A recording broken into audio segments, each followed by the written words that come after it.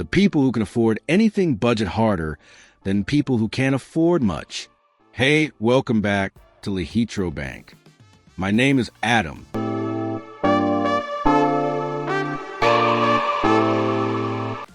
Buffett meticulously tracks his expenses. He knows where every dollar goes. He reimburses Berkshire Hathaway $50,000 annually to cover personal phone calls and postage. The man worth $169 billion tracks his phone bill. Here's the psychology. Every wasted dollar is a dollar not compounding.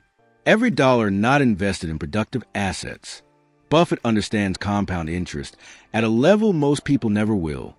If he spends $100,000 on a fancy car, that money can't compound at 20% annually for the next 30 years. That $100,000 becomes over $1 million in foregone wealth.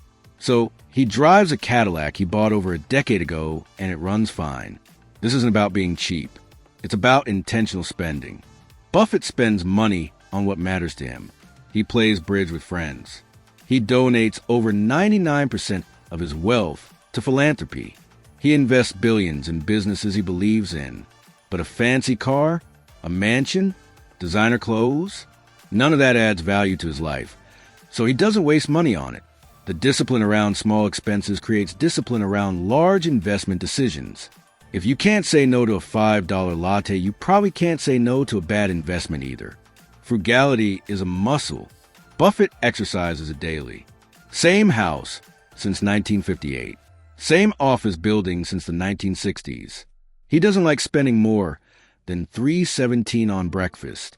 This daily practice of restraint translates to his investment philosophy.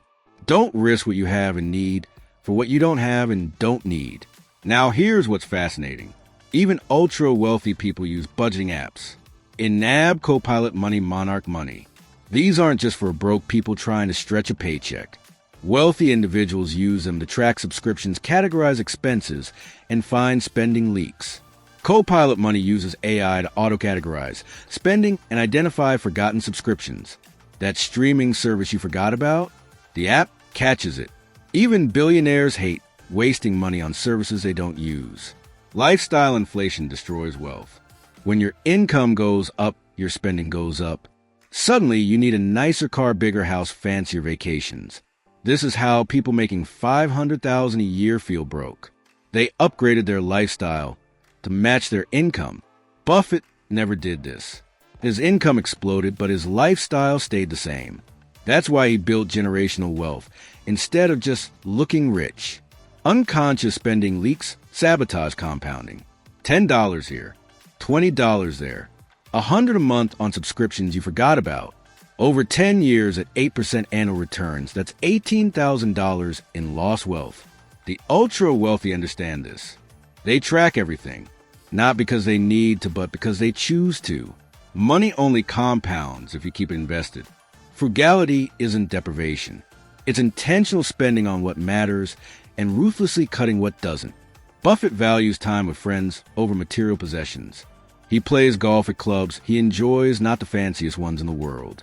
He told business students, you can't buy health and you can't buy love. His goal isn't to make people envious. It's to live according to his values. So what does money actually solve with this frugality mindset? It solves lifestyle inflation. When you define enough and stick to it, your income can grow without your spending exploding. It solves unconscious spending leaks. When you track every dollar, you see exactly where money goes and cut waste. It solves the validation trap. You stop buying things to impress others and start spending on what genuinely improves your life. Here's the paradox. The richest people track their money like they're broke because that's how they got rich in the first place. The discipline that built their wealth doesn't disappear when the money shows up. If anything, it intensifies.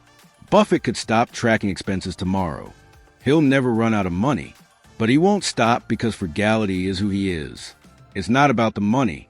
It's about living according to principles. If this video made you rethink how you spend money, subscribe to this channel.